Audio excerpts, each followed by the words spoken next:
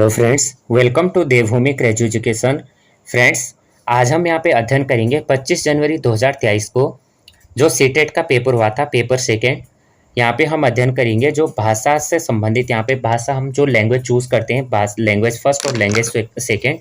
तो यहाँ पे मैंने जो ये लिया है हिंदी से संबंधित, यहाँ पे मैंने पेपर लिया हुआ है और ये जो है 25 जनवरी 2023 को पूछा गया पेपर है। फ्रेंड्स, जो भाषा हिंदी से लैंग्वेज का क्वेश्चन ये है, ये हमें जो है आने वाले एग्जाम में भी देखने को, यहाँ से क्वेश्चंस जो है इस तरह के क्वेश्चंस जो है हमें देखने को मिलेंगे और कुछ क्वेश्चन जो है यहाँ से भी हमें देखने को मिल सकते हैं। और फिर फ्रेंड्स, यहाँ पे जो है ये पेपर जो है, अगर हमारा सीटेट जैसे फर्स्ट है, सीटेट फर्स्ट और सीटेट सेकेंड है और एक ही दिन में ये पेपर होते हैं, तो यहाँ पे हमें क्या है, ये इस तरह के क्वेश्चन जो है वहाँ भी हमें देखने को मिल सकते हैं। तो जो हिंदी वाला जो लेक्चर है, चैप्टर है, वो हमारे दोनों तरफ काम आएगा, यानी पेपर फर्स्ट में भी और पेपर सेकंड में भी यहाँ से हमारे क्वेश्चन बनेंगे।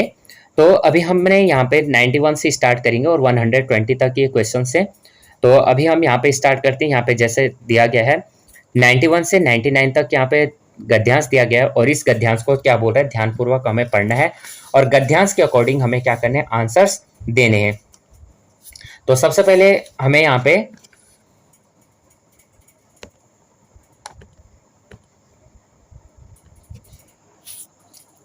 गद्यांश है। कहा जाता है स्वस्थ शरीर में स्वस्थ मस्तिष्क का वास होता है और स्वस्थ शरीर के लिए वातावरण का शुद्ध होना अत्यंत आवश्यक है। जनसंख्या की बेहिसाब वृद्धि और जनता की बढ़ती मांगों की आपूर्ति के लिए रोजगार और आवश्यक वस्तुओं की पूर्ति के लिए बढ़ता औद्योगिकरण दोनों ने वातावरण की सीमा से अधिक प्रभावित किया है। ऐसी अवस्था में वातावरण का शुद्ध रहना आवश्यक है। शुद्ध रहना स्वयं एक समस्या बन गया है आज। इसलिए प्रदूषण चाहे वायु का हो, जल का हो अथवा ध्वनि का हो, एक नितांत आधुनिक समस्या के रूप में सामने है, क्योंकि जिस वातावरण में और जिस वायुमंडल में हम सांस लेते हैं वह प्रदूषित होता जा रहा है और यह स्थिति जो है केवल भारत की नहीं बल्कि अधिकांश देशों में प्रदूषण की समस्या विकट होती जा रही है। वैज्ञानिकों का तो यहाँ तक का कथन है कि बेहिसाब हो रहे इस प्रदूषण के फणधारी सांप को यदि शीघ्र से नहीं नियंत्रित किया गया तो आने वाले दशकों में यह पृथ्वी, मनुष्य तो क्या किसी भी जीवधारी के रहने योग्य नहीं रह पाएगी, वनस्पतियां नहीं पनप पाएगी और प्राणी के जीवन का तो प्रश्न नहीं उठता है। तो यहाँ पे अभी हमें क्या है, यहाँ पे हम क्वेश्चन नंबर 91 है, गद्यांश के आधार पर स्वस्थ शरीर के लिए आवश्यक है। तो स्वस्थ शरीर के लिए क्या आवश्यक है, ऑप्शन नंबर 2, शुद्ध वातावरण। शुद्ध वातावरण, तो गद्यांश के आधार पर है स्वस्थ शरीर के लिए शुद्ध वातावरण का होना आवश्यक है और स्वस्थ शरीर में ही स्वस्थ मस्तिष्क का वास होता है। 92 का आंसर है, वातावरण पर बुरा प्रभाव डालने वाले मुख्य कारक हैं। तो वातावरण पर बुरा प्रभाव डालने वाले मुख्य कारक कौन कौन से हैं, ये हो जाएगा जनसंख्या तथा औद्योगिकरण में वृद्धि। जनसंख्या भी जो है वातावरण पर बुरा प्रभाव डालती है और औद्योगिकरण भी। अगर ज़्यादा जनसंख्या होगी तो जनसंख्या का प्रभाव जो है वातावरण पर पड़ता है और ज़्यादा औद्योगिकरण होगा तो उससे भी वातावरण पर क्या पड़ता है, प्रभाव पड़ता है। वातावरण पर बुरा प्रभाव डालने के लिए क्या है, दोनों क्या है, हानिकारक है। अगर जनसंख्या अत्यधिक होगी तो जनता की बढ़ती हुई मांगों की आपूर्ति के लिए क्या होगा, रोजगार होगा, रोजगार की आवश्यकता पड़ेगी और वस्तुओं की पूर्ति के लिए क्या होगा, फिर औद्योगिकरण बढ़ेगा और दोनों ने क्या है, वातावरण की सीमा से अधिक प्रभावित किया जाता है। तो right answer option number 2। Next question, गद्यांश के आधार अनुसार आधुनिक समस्या है। तो गद्यांश के अनुसार क्या है, हमें यहाँ पे जो भी बताना है गद्यांश के अकॉर्डिंग बताना है, हमें यहाँ पे अपने अनुसार नहीं बताना है। तो क्वेश्चन नंबर 93 का जो राइट आंसर हो जाएगा वो हो जाएगा वायुमंडल प्रदूषण। तो गद्यांश के आधार पर जो है आधुनिक समस्या वायुमंडल प्रदूषण की है। जनसंख्या की अत्यधिक वृद्धि और जनता की बढ़ती मांगों की आपूर्ति के लिए, रोजगार और आवश्यक वस्तुओं की पूर्ति के लिए जो है बढ़ता औद्योगिकरण दोनों ने वातावरण की सीमा को अधिक से अधिक प्रभावित किया। ऐसी अवस्था में वातावरण का शुद्ध रहना स्वयं एक समस्या बन गया है। नेक्स्ट क्वेश्चन, क्वेश्चन नंबर 94 है, प्रदूषण की समस्या है। तो प्रदूषण की समस्या क्या है, तो प्रदूषण की समस्या केवल भारत में है या संसार के अधिकतर देशों में या संसार के कुछ देशों में, तो ये हमें बताना है। तो प्रदूषण की समस्या केवल भारत में नहीं है, संसार की जो समस्या है अधिकतर देशों में है। तो संसार की समस्या क्या, ऑप्शन नंबर 3 अधिकतर देशों में है और जिस वायुमंडल में हम सांस लेते हैं वह प्रदूषित होता जा रहा है, और यह स्थिति केवल भारत में नहीं, यह अधिकतर अधिकतर देशों में यह समस्या बनी हुई है। क्वेश्चन नंबर नेक्स्ट है, क्वेश्चन नंबर देख लेते हैं 95। गद्यांश के अकॉर्डिंग हमें यहाँ पे आंसर बताने हैं। गद्यांश में अत्यधिक बढ़ते प्रदूषण की तुलना किससे की गई है? तो गद्यांश में बढ़ते प्रदूषण की तुलना किससे की गई? तो फणधारी सांप से प्रदूषण की यहाँ पे बात की गई है। तो गद्यांश के हिसाब से जो है बेहिसाब प्रदूषण की तुलना जो है फणधारी सांप से की गई है। विज्ञानियों का कहना है कि अत्यधिक बढ़ रहे प्रदूषण के फणधारी सांप को यदि शीघ्र से नियंत्रित नहीं किया गया तो आने वाले समय में जो है पृथ्वी में मनुष्य तो क्या है, कोई भी जीवधारी यहाँ पे जीवित नहीं रह पाएगा। नेक्स्ट क्वेश्चन 96 है, आने वाले दशकों में यह पृथ्वी मनुष्य तो क्या किसी भी जीवधारी के रहने योग्य नहीं रह पाएगी। वाक्य का भाव क्या है? तो वाक्य का भाव जो है 96 का, पृथ्वी में सभी प्रकार के जीवन का अस्तित्व समाप्त हो जाएगा। ये आने वाले दशकों में जो है पृथ्वी मनुष्य तो क्या किसी भी जीवधारी रहने के योग्य नहीं होगा। और इस वाक्य का जो भाव है, आने वाले कुछ वर्षों में पृथ्वी से सभी प्रकार का जीवन अस्तित्व समाप्त हो जाएगा। क्वेश्चन नंबर 97, नियंत्रित शब्द में पढ़ते हैं। तो नियंत्रित शब्द में पढ़ते क्या है हमें बताना है। तो यहाँ पे जो है फ्रेंड्स, शब्द में उपसर्ग और प्रत्यय होते हैं। उपसर्ग जो है शब्द के आरंभ में होते हैं, शब्द के आरंभ में उपसर्ग लगते हैं, उपसर्ग लगते हैं। और जो प्रत्यय होते हैं अंत में लगते हैं। प्रत्यय क्या कहाँ लगते हैं? अंत में। तो यहाँ पे नियंत्रित में जो कौन सा प्रत्यय है वो है इत। राइट आंसर हमारा हो जाएगा ऑप्शन नंबर 4। शब्दांश जो है मूल शब्द के बाद जो है प्रयुक्त होकर यौगिक शब्दों का निर्माण करते हैं और उन्हें क्या कहलाते हैं? प्रत्यय कहलाते हैं। यानी जो शब्दांश होते हैं वो क्या होते हैं? मूल शब्द के बाद में प्रयुक्त होकर जो यौगिक शब्दों का निर्माण करते हैं उन्हें ही हम क्या कहते हैं? प्रत्यय कहते हैं। दशक में समास का भेद बताए। तो दशक में हमें समास का भेद बताना है। Question number 98। तो यहाँ पे हमें राइट आंसर हो जाएगा द्विगु समास। जिस समास में प्रथम पद संख्यावाची हो, जिस पद में प्रथम पद संख्यावाची हो और उससे समूह का बोध होता है उसे द्विगु समास कहते हैं। जैसे द्विगु दो, तो यहाँ पे क्या है? संख्या। तो यहाँ पे क्या हो जाएगा? संख्यावाची जहाँ पे भी आएगा दशक। अब जैसे यहाँ पे दशक है तो 10 यानी 10, तो 10 में क्या है? दशक। तो दशक में क्या हो जाएगा? यहाँ पे द्विगु समास आएगा। हमने अभी पढ़ा कि द्विगु समास क्या होता है? जिस समास में प्रथम पद संख्यावाची हो और उसमें समूह का बोध होता है तो उसे हम क्या कहेंगे? द्विगु समास कहेंगे। समूह से भिन्न शब्द है। समूह से भिन्न शब्द हमें बताना है। Question number 99। तो समूह से भिन्न शब्द क्या है? आधुनिक, स्वस्थ, आवश्यक या स्वास्थ्य। तो राइट आंसर हो जाएगा क्वेश्चन नंबर 99 का राइट आंसर हो जाएगा स्वास्थ्य। स्वास्थ्य जो है समूह से भिन्न शब्द है। नेक्स्ट क्वेश्चन है क्वेश्चन नंबर, अब यहाँ पे हमें 100 से 105 तक के क्वेश्चन हमें यहाँ पे देखने हैं और इनके आंसर हमें बताने हैं। रक्तपात पर अड़ा नहीं यह, दया दंड में जड़ा हुआ, खड़ा नहीं पशु बल के ऊपर, आत्मशक्ति से बड़ा हुआ, इसको छोड़ कहाँ वह सच्ची, विजय वीरता ठहरे, भारत का झंडा फहरे। तो हमें यहाँ पे कविता में किसकी कामना की गई है? तो कविता में जो कामना की गई है वो की गई है भारत के झंडे को फहराने की। भारत के झंडे को फहराने की कामना जो है कविता में की गई है। भारत के झंडे को फहराने से तात्पर्य क्या है? तो भारत को झंडे को फहराने से तात्पर्य है स्वतंत्रता से। नेक्स्ट क्वेश्चन, भारतीयों को स्वतंत्रता प्राप्ति के लिए किस मांग को अपनाने के लिए प्रेरित किया गया? तो राइट आंसर हो जाएगा क्वेश्चन नंबर 2 का ऑप्शन नंबर 2, अहिंसा। भारतीयों को जो है स्वतंत्रता के लिए प्राप्ति के लिए अहिंसा मार्ग को अपनाने के लिए प्रेरित किया गया था महात्मा गांधी के द्वारा। नेक्स्ट क्वेश्चन है, दया दंड के माध्यम से किस ओर संकेत किया गया है? तो राइट आंसर हो जाएगा ऑप्शन नंबर 103 का विवेकपूर्ण न्याय। Right answer option number 2।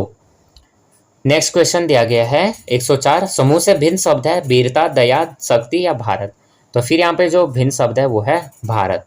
Next question, विजय शब्द का विलोम क्या है? तो विजय शब्द का विलोम हो जाएगा हार। अब यहाँ पे जो और शब्द यहाँ पे जैसे हार हो जाएगा, जैसे यहाँ पे कौन सा दिया गया? आक्रांत। आक्रांत का हो जाएगा अनाक्रांत। ध्वस्त, ध्वस्त का क्या हो जाएगा? निर्माण। पराजय, पराजय का हो जाएगा, यहाँ पे जो शब्द है यहाँ पे जो शब्द है विजय का हो जाएगा पराजय। Right answer option number 1। विजय का आंसर हो जाएगा पराजय, हार का हो जाएगा जीत, आक्रांत का हो जाएगा अनाक्रांत और ध्वस्त का हो जाएगा निर्माण। तो right answer option number 1। Next question number 106। 106 से 120 क्वेश्चन दिए गए हैं और उचित विकल्प का यहाँ पे हमें चयन करना है। संगीता अपनी कक्षा में उन स्थितियों पर आधारित वास्तविक विधियां करवाती है जो विद्यार्थियों के जीवन अनुभव से संबंधित है। यह किस शिक्षण विधि के अनुकरण कर रही है? तो क्वेश्चन नंबर 6 का राइट आंसर हो जाएगा संप्रेषणात्मक भाषा विधि। संगीता जो है अपनी कक्षा में उन स्थितियों पर आधारित वास्तविक गतिविधियां करवाती है जो विद्यार्थियों के जीवन अनुभवों से संबंधित है और वह संप्रेषणात्मक भाषा शिक्षण का अनुसरण कर रही है। तो right answer option number 3। Next question number 107। प्रत्यक्ष विधि के संबंध में कौन सा कथन सही है? तो प्रत्यक्ष विधि के संबंध में प्रत्यक्ष विधि का उद्देश्य विद्यार्थियों को दैनिक स्थितियों में भाषा प्रयोग में मदद करना है। तो ऑप्शन हो जाएगा 3, ऑप्शन नंबर 3 सही। प्रत्यक्ष विधि का उद्देश्य विद्यार्थियों को दैनिक स्थितियों में भाषा प्रयोग में मदद करना है और प्रत्यक्ष विधि का अर्थ वस्तुओं को प्रत्यक्ष रूप में दिखाना, यानी प्रत्यक्ष दिखाना। इस विधि को सुगम पद्धति अथवा प्राकृतिक विधि भी कहते हैं। तो right answer option number 3। Next question. Babita अपने विद्यार्थियों से आरंभिक ध्वनि उत्पत्ति और तुकबंदी को पृथक करवा रही है। इस तरह से वह उनके किस पक्ष को मजबूत कर रही है? तो क्वेश्चन नंबर 108 का हमें राइट आंसर यहाँ पे बताना है। तो राइट आंसर हो जाएगा ध्वनि विज्ञान जागरूकता। बबीता अपने विद्यार्थियों से आरंभिक ध्वनि उत्पत्ति और तुकबंदी को पृथक करवा रही है और इस तरह से वह उनके ध्वनि विज्ञान जागरूकता पक्ष को मजबूत कर रही है और ध्वनि विज्ञान जागरूकता बोले गए शब्दों में स्वनियमों को पहचान कर और उनमें परिवर्तन करने की योग्यता से संबंधित है। तो right answer option number 1। Next question. निम्न में से किसे सारांश पठन के रूप में भी जाना जाता है? तो सारांश के रूप में पठन में जाना जाता है बारीकी से पठन। क्वेश्चन नंबर का 109 का जो राइट आंसर हो जाएगा ऑप्शन नंबर 2। तो सरसरी तौर पर पठन को सारांश पठन के रूप में जाना जाता है और सरसरी तौर पर किसी पाठ को देकर उसकी विषय वस्तु का पता कर लेना पढ़ने की एक महत्वपूर्ण कुशलता है। यह आनंदानुभूति के लिए किए जाने वाला पठन से संबंधित है। सरसरी तौर पर किसी पाठ को पढ़ना अध्ययन कौशल का एक महत्वपूर्ण प्रकार है। अब क्वेश्चन नंबर हम 110 पे आ जाते हैं। निम्नलिखित में से किसके अंतर्गत पाठ्य सामग्री को जल्दी किसी विशिष्ट सूचना के लिए पढ़ा जा सकता है? तो ये आंसर हो जाएगा बारीकी से पठन। क्वेश्चन नंबर 110 का आंसर हो जाएगा बारीकी से पठन। Next question. गीता अपने विद्यार्थियों की परीक्षा की योजना बना रही है और वह उन्हें एक वाक्य देती है और उसमें एक शब्द विशेष को रेखांकित कर देती है। बहुविकल्पीय प्रश्न के माध्यम से वह रेखांकित शब्द के समीपस्थ अर्थ वाले विकल्प को चुने गए के लिए कहती है। गीता भाषा के किस उपकौशल की परीक्षा ले रही है? तो क्वेश्चन नंबर 111 का राइट आंसर हो जाएगा ऑप्शन नंबर 3, शब्द भंडार। तो गीता अपने विद्यार्थियों की परीक्षा योजना बना रही है। वह उन्हें क्या देती है? वाक्य देती है और उनमें एक शब्द विशेष को रेखांकित कर देती है। तो रेखांकित शब्द के समीपस्थ अर्थ वाले विकल्प को चुनने के लिए कहती है। गीता भाषा के संबंध को उपकौशल की परीक्षा ले रही है और शब्द भंडार शब्दकोश शब्दावली शब्दों का एक सेट है जो एक व्यक्ति अपने भाषण में समझता है और उपयोग करता है। Question number 112। प्रेरणा अपने विद्यार्थियों की शब्द संपदा की परीक्षा लेना चाहती है, उसे क्या नहीं करना चाहिए? तो क्वेश्चन नंबर 112 का जो राइट आंसर हो जाएगा बिना किसी संदर्भ के शब्दों का अर्थ पूछना। बिना किसी संदर्भ के अर्थों को अगर पूछेंगे तो विद्यार्थियों की संपदा की परीक्षा नहीं लेनी चाहिए। तो उसे बिना किसी संदर्भ के शब्दों के अर्थ नहीं पूछने चाहिए। बच्चों में शब्दों की संख्या जिन्हें वह बोल या समझ पाते हैं उनको शब्द संपदा कहते हैं। अगर विद्यार्थी जो है बालक जो है किसी शब्द को समझता ही नहीं है तो वह उसका अर्थ किस तरह से बता सकता है? अगर वह उस अर्थ को जानता होगा तभी क्या कर सकता है? अर्थ को बता सकता है। नेक्स्ट क्वेश्चन है क्वेश्चन नंबर 113। देवीना अपने विद्यार्थियों को निम्नलिखित में अनुच्छेद देती है। आज डैश मैं गई और कुछ फल व सब्जियां खरीदी। मैं जानती थी कि बारिश होगी पर डैश लेना भूल गई और रास्ते में भीग गई। वह विद्यार्थियों को सर्वाधिक उपयुक्त शब्दों के माध्यम से रिक्त स्थान पूर्ति कीजिए। तो रिक्त स्थान की पूर्ति के लिए देवीना के विद्यार्थियों को क्या करना होगा?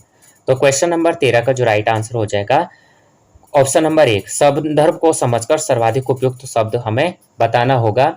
और यह अनुच्छेद को देकर शब्द को क्या किया जाएगा, भरा जा सकता है। रिक्त स्थान की पूर्ति के लिए देविना क्या है, संदर्भ को समझकर सबसे उपयुक्त शब्द जाना होगा। नेक्स्ट क्वेश्चन, अब यहाँ पे हम थोड़ा इसके बारे में देख लेते हैं। यानी अगर वो बताना चाहिए तो आज मैं कहाँ गए, सब्जियां फल कहाँ से लेके आते हैं, बाजार से लेके आते हैं। तो आज मैं बाजार गई और बारिश होगी पर मैं क्या लेना भूल गई, क्या लेना भूल गई, छाता लेना भूल गई और रास्ते में भीग गई। एक तरह से इस तरह से हम शब्द को अगर बताना होगा तो इस तरह से हम बता सकते हैं। लेकिन हमें यहाँ पे क्या बताना है, हमें यहाँ पे जो है, यहाँ पे वाक्य के हिसाब से हमें बताना है कि बीच में क्या आएगा, जो यहाँ पे ऑप्शन दे रखे हैं। सो सब संदर्भ को समझकर सर्वाधिक उपयुक्त शब्द जाना होगा। क्वेश्चन नंबर 114, प्रत्यक्ष विधि से व्याकरण किस प्रकार से पढ़ाई जा सकती है। तो प्रत्यक्ष विधि से जो है व्याकरण किस तरह से पढ़ाई जा सकती है, तो ये पढ़ाई जा सकती है आगमनात्मक तरीके से। प्रत्यक्ष विधि से जो है व्याकरण आगमनात्मक तरीके से पढ़ाई जाती है।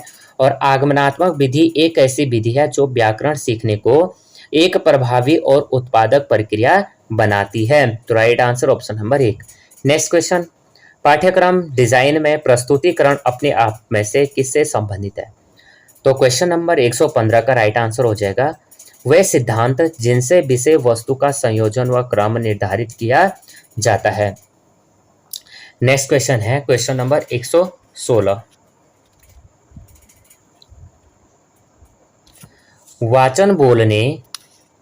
वाचन बोलने और शारीरिक क्रियाओं के समन्वय पर आधारित भाषा शिक्षण विधि कौन सी है। Question number 116। तो क्वेश्चन नंबर 116 का राइट आंसर हो जाएगा समग्र भौतिक प्रतिक्रिया। समग्र भौतिक प्रतिक्रिया, वाचन बोलने और शारीरिक क्रियाओं के समन्वय पर आधारित भाषा शिक्षण विधि समग्र भौतिक प्रतिक्रिया है। और समग्र भौतिक प्रक्रिया विधि जेम्स आशेर द्वारा प्रतिपादित की गई है।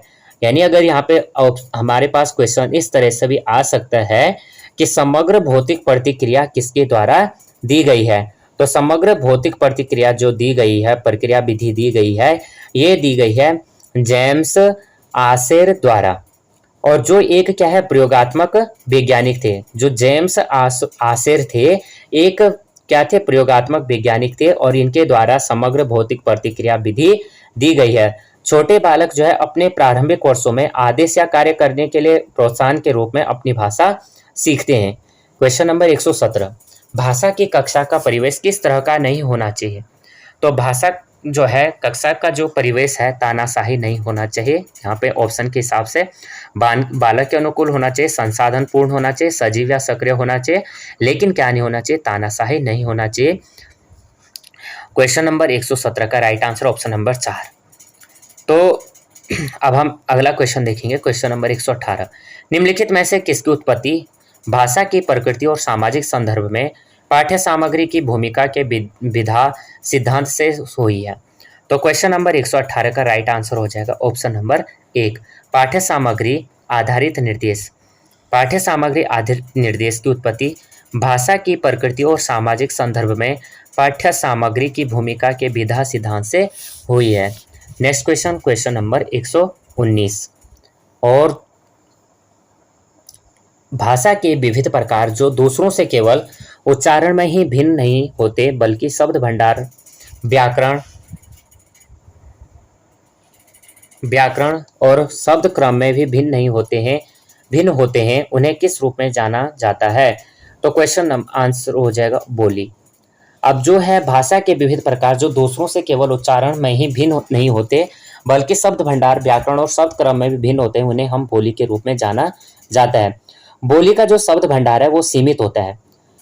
बोली का जो शब्द भंडार है वो सीमित होता है और बोली को जो है हम अपने क्षेत्र और प्रांत में ही बोलते हैं।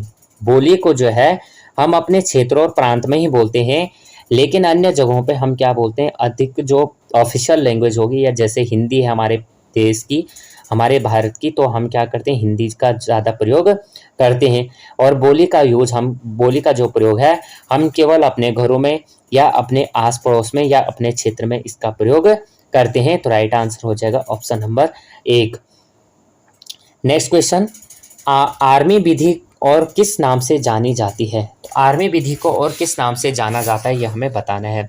तो राइट आंसर हो जाएगा ऑप्शन नंबर 1, श्रव्य भाषिक विधि। तो श्रव्य भाषिक विधि के नाम से आर्मी विधि को जाना जाता है। अब श्रव्य भाषिक विधि जो है सैनिक विधि या नई कुंजी विदेशी भाषाओं को पढ़ाने में उपयोग की जाने वाली एक ऐसी विधि है। आर्मी विधि से हमें पता चल रहा है कि आर्मी विधि क्या है, सैनिक विधि से संबंधित है और यह जीवित चीजों के कुछ लक्षण और इस मामले में मनुष्य को पुनर्बलन की एक प्रणाली के माध्यम से प्रशिक्षित किया जाता है। तो right answer option number 1। Friends, यहाँ पे हमने 30 क्वेश्चन जो है हिंदी लैंग्वेज से संबंधित यहाँ पे किए। और अगर आपको वीडियो पसंद आती है तो प्लीज़ वीडियो को लाइक शेयर और सब्सक्राइब करना। धन्यवाद।